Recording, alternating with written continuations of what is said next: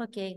Now, BIM for CAD. This is a project that is about leveraging BIM models and IoT, Internet of Things devices for enhancing fire safety in historical buildings. That is, our intention is about understanding whether a building, a historical building, which is valuable both for the things, the content of the building that the building acquires, but also for the building itself, because cultural buildings are historical monuments themselves. So it seems that the number one risk that these buildings have is fire. So the one of the key objectives for these buildings is to continuously monitor the risk of fire, depending and taking into account factors that relate with the building, the content, and the humans inside the building. Now, so what we do in this project is about risk assessment and understanding and monitoring in an automated way whether the risk factor of a building in case of fire is very high or low. And the way we do this is by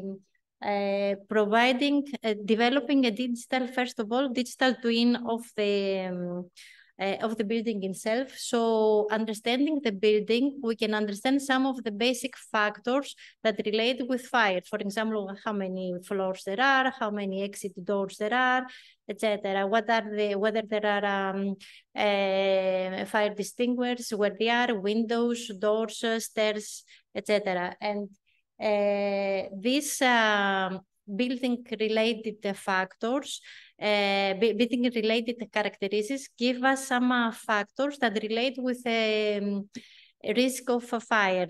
What we do then is install within a building IoTs so that we can automatically in real time do some crowd measuring. So we know how many people are in the building, and we also put the IoTs in special in exit doors and the windows so that we know whether these exits are blocked or not.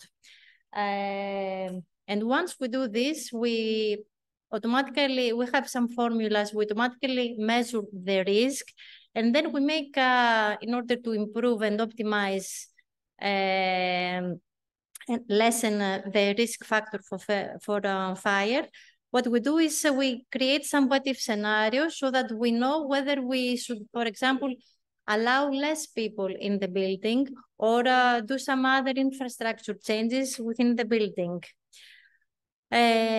So the process is that we scan a building and we create a BIM model. We put the IoT and we do this factor analysis. And the logic is that there is a web app, and you can see this in the demo area, where we can see what happens in our building, depending on the factors and depending on the factors that we change, so that we can see whether the risk for fire is lessened or higher. So in baseline, what we do is first set up the BIM model, we monitor what happens, we check the risk indicators, and we create all these what-if scenarios, and we decide how to proceed. What we have done so far is we have installed this solution, this ecosystem in the historical building of the municipality of Ioannina.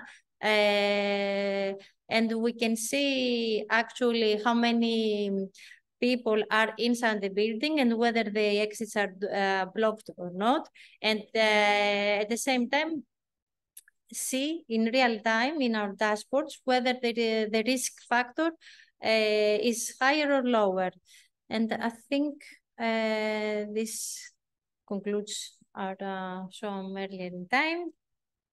So thank you. Thank you very much. One question only, because we're running out of time. If you will want more. Yes, thank you. Really interesting. I seen the sensors installed in a building. I saw LiDAR technology very quickly, but is it LiDAR for people detection? Yes. And what's the reasoning behind using LiDAR for people? Like I would expect like infrared or something.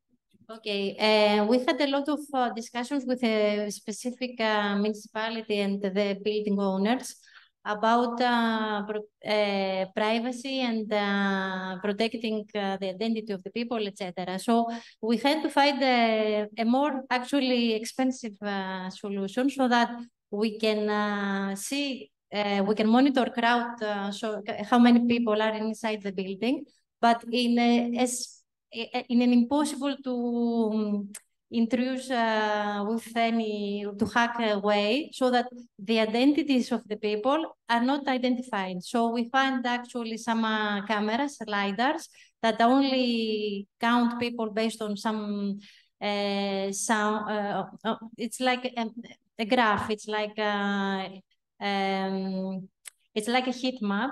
So we can assume how many people are inside and actually whether they are kids or adults, etc., or they are on wheels, so that we also understand whether the risk, for example, for those on wheels is higher if the risk factor is higher. So yes, we use LiDARs for this reason, for privacy.